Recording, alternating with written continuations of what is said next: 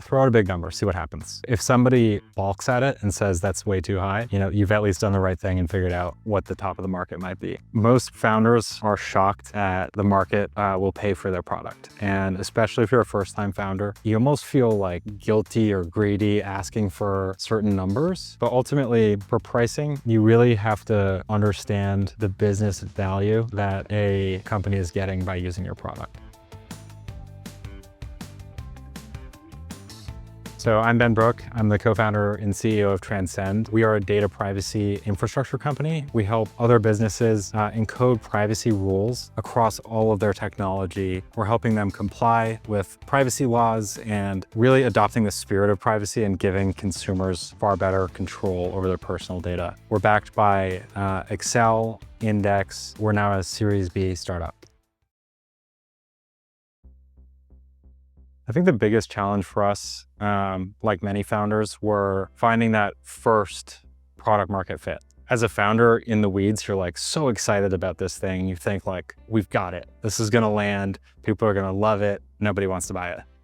And then like really kind of learning to trust the data and test, understand what the customer really needs. Like you can't stress enough when you're building a product to like really understand your customer. What we ended up doing was we found a few early customers. We basically just said like, what if we just automated this for you? We'll be like your extended privacy engineering team. Let us build the solution and kind of just like help us understand every aspect of it. It was actually a fairly consultative engagement with the first 2 or 3 customers. And we made sure that like they were aligned to the fact that yes, we are going to build a product here, but that was how we approached it. So especially when it's in, I think like a little bit more toward like the enterprise software motion, I think that's like absolutely a path you can take where you just kind of let customers vent their problems and offer to just find a way to fix them. As for scaling from, 10 to 100 customers, in enterprise, this is when you need to have your first sellers typically. You can do founder-led sales for the first, call it 20, 30 customers, but not only should you start handing that off, but also like it's an important part of proving that you're able to scale the business past yourself who knows every nook and cranny of the product and you've been thinking about this problem for like, 5 years or whatever. To be able to have a seller become successful in selling your product is an important first milestone. And we really spent the time to find that right sort of first seller. And the first seller is completely different from like the late stage seller where they're super creative. They kind of do every sales role alone, which includes generating pipeline, actually running the deal with, as an account executive would. And then even a lot of like sales engineering, in some cases, probably contracting, all of the sort of the full end-to-end sales process. And we found somebody who was just incredible at this. I really believe there's nothing more important than like finding the best hire. If you need to slow down to get it right, it's 100% worth it. And then after that, depending on what your sort of ARR is at around 100 customers, you either need to scale your sales team or you're probably like,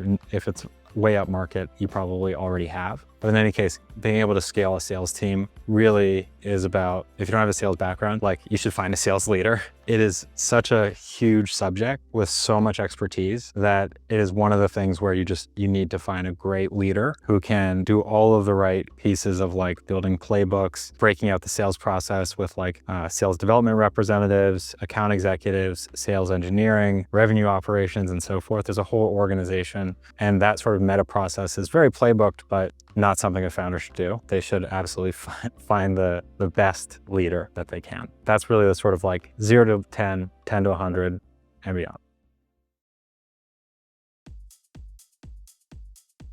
There's a few things I'll say about pricing. The first is make it super iterative. You really need to adapt it and change it until you find your price point. Even then, like it's only going to last for maybe a year and a half before you have gotten enough data to say certain parts of this are stupid, we need to change it. The second is you should start as high as possible because most founders are shocked at the market will pay for their product. And especially if you're a first-time founder, you almost feel like guilty or greedy asking for certain numbers. But ultimately, for pricing, you really have to understand the business value that a company is getting by using your product. And it kind of sounds like just corporate jargon, but this is actually how companies buy. And so if you're not articulating the actual dollar value of your product, or if you have no idea how to even start, the person who's buying your product is going to try to create that assessment themselves so that they can take it to the CFO and get it approved. And so it's the real answer is like, do you want to be involved in that process or do you not? If it's going to get approved, you better be involved in that process. So you actually do have to articulate, if you're going to drive revenue in the company, how much can you drive? If you're going to decrease costs, how much can you decrease costs? Can you actually articulate what we call value drivers and educate the person who's trying to buy your product, who's interested in it, and work with them to sort of build this value case together? And then whatever that value is, your price should be about a quarter,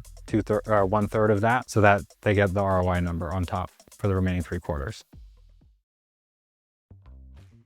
The real sort of key to our Series B was proving that we could repeatably switch customers off of the status quo in privacy, which is incredibly manual operational work where data owners are consistently being interviewed, asked to manually operate on one individual's data when that individual asks to be deleted. And that is the status quo sort of encoded by legacy incumbent software. The real bet at our Series A was like, can we repeatably show that we can take market share? Is there a long-term outcome where Transcend takes that sort of top spot in the market? And so our Series A to our Series B was really all about building our sales team, scaling up marketing operation, and really like delivering a customer experience that customers would be happy to sort of like do case studies and sort of shout about us from the rooftops and tell their friends to switch as well. And so we really tracked like milestones around like our win rate against the incumbent competitor. And if we could get it to a certain number, we thought that would be really critical for our Series B story. And ultimately kind of like help unstick the market that felt like it was kind of like turning into a bit of a cottage industry around this sort of status quo way of doing things. And so we really kind of like had a metric driven process against that and just executed really well on that plan so that at the Series B, we could tell the full story of customers are making this like mass migration switch. The current trend in privacy right now is first governance of AI systems. There is a sort of mad dash inside every business right now to adopt AI.